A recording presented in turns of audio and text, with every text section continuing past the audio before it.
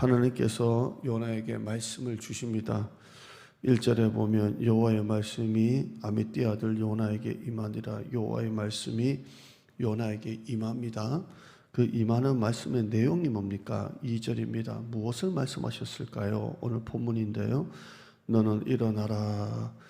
저 큰 성읍 니느웨로 가라. 원래 요나는 북이스라엘 선지자인데 하나님께서 니느웨, 우리로 말하면 저 일본이나 북한이나 중국이나 저 공산권 나라 같은 아주 악한 나라죠. 저 큰 성읍 니느웨로 가서 거기를 향하여, 그것을 향하여 외쳐라. 얼마나 니느웨가 악한지 그 악독이 내 앞에 상달되었습니다. 이렇게 말합니다. 오늘은 이 2절 말씀 중에 동사가 3가지가 나옵니다. 첫째는 일어나라, 일어나라 라고 되어 있고, 두 번째는 니느웨로 가서, 두 번째는 가라, 가라 이렇게 되어 있고요. 세 번째는 외쳐라 이렇게 되어 있습니다. 동사가 3개 나옵니다. 일어나라, 가라, 외쳐라 이렇게 되어 있습니다. 다 움직여라입니다. 오늘 3가지, 오늘 조금 돼지 설교로 좀 보시죠. 첫째는 일어나라, 일어나라입니다. 성경에 일어나라는 한 500번 정도 나옵니다. 하나님께서 누군가를 부르실 때, 소명이죠. 부르실 때 일어나라, 일어나라 그러시고요. 하나님께서 일을 맡기실 때, 사명이죠. 일어나라, 일어나라 하고요. 또 회복시키실 때 일어나라, 일어나라 합니다. 교회를 향해서도 일어나라, 개인을 향해서도 일어나라. 이사야서 60장 1절에 보면 일어나라, 빛을 발하라 이렇게 말합니다.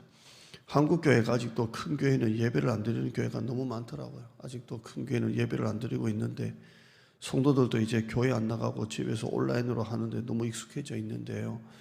온라인으로 하느냐 안 하느냐의 문제가 아니라 정말 하나님께서 한국 교회를 향해서 지금 말씀하십니다. 한국 교회여 일어나라, 일어나라 합니다. 복음의 능력을 회복하고 말씀으로 무장하고 다시 열방을 향해, 지역을 향해 복음을 들고 일어나라, 일어나라. 주저앉아 있는 이 자리에서 한국 교회를 향해서 하나님이 일어나라, 일어나라 라고 말씀하고 있습니다. 또 우리 개인을 향해서도 우리 성도들에게 하나님이 말씀합니다. 앉아있는 그 자리, 누워있는 그 자리에서 일어나라, 정신 차려라, 일어나라 이렇게 말씀하고 있습니다. 여러분, 오늘 이 말씀 일어나라, 오늘 여러분에게 우리 교회 주시는 말씀으로 받기를 축원합니다. 일어나라 라고 말씀합니다. 두 번째는 일어나라, 일어나서 저 큰 성읍 니느웨로 가라 이렇게 말씀합니다. 예수님은 3년 동안 제자들 훈련시키고 난 다음에 마지막으로 승천하시면서 가라, 세상을 향해 가라 그랬어요. 마태복음 28장 19절에 그러므로 너희는 가서 모든 민족을 제자로 삼고 아버지와 아들과 성령의 이름으로 세례를 주고 내가 너에게 분부한 모든 것을 가르쳐 지키게 하라. 내가 세상 끝날까지 너희와 항상 함께 있으리라. 가라, 세상을 향해 가라 그럽니다. 여러분, 가라, 이것은 선택입니다. 가지 않는 성도, 가지 않는 교회는 더 이상 교회와 성도의 의미가 없습니다. 하나님께서 교회를 세우신 목적이 뭡니까? 첫째는 예배입니다. 두 번째는 전도입니다. 잃어버린 영혼을 향해서 전도해야 됩니다. 잃어버린 영혼을 향해 관심이 없는 교회는 교회가 아닙니다. 전도해야 됩니다. 선교해야 됩니다. 전도와 선교는 해도 되고 안 해도 되고의 문제가 아닙니다. 반드시 교회와 개인, 우리 성도들은 세상을 향해서 가야 됩니다. 복음을 들고 가야 됩니다. 전도해야 됩니다. 지역을 섬기지 않고 전도와 선교를 하지 않는 교회는 더 이상 부흥할 수 없습니다. 가야 됩니다. 하나님이 가장 기뻐하시는 게 무엇입니까? 영혼을 구원하는 겁니다. 모이면 예배하고 또 흩어져서는 내가 속한 세상에서 하나님을 믿지 않는 사람들에게 복음을 전하는 사람이 되어야 합니다. 해외에 나가서 복음을 전하는 선교사가 아니라 오늘 여러분이 여러분의 일터에서 여러분을 아는 사람들에게 복음을 전하는 사람이 되어야 됩니다. 가라, 세상을 향해 가라 그럽니다. 교회가 예배만 드리고 교회가 교제만 하고 교회가 밥만 먹고 교회가 큐티만 하면 더 이상 교회가 아닙니다. 교회는 복음을 들고 세상을 향해 가야 됩니다.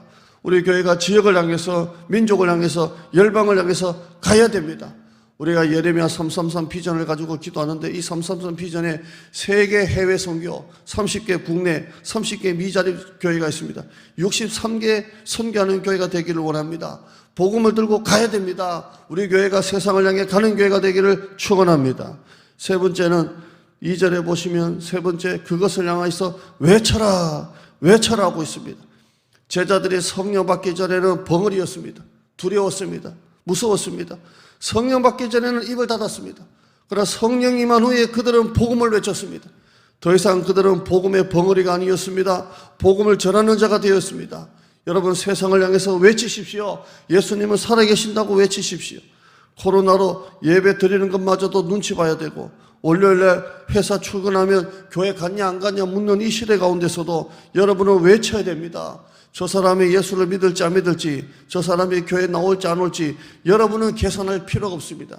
여러분이 계산하는 것은 우리 몫이 아닙니다. 우리는 가서 외쳐야 됩니다. 교회 나가자, 예수 믿자, 함께 신앙생활하자 외쳐야 됩니다.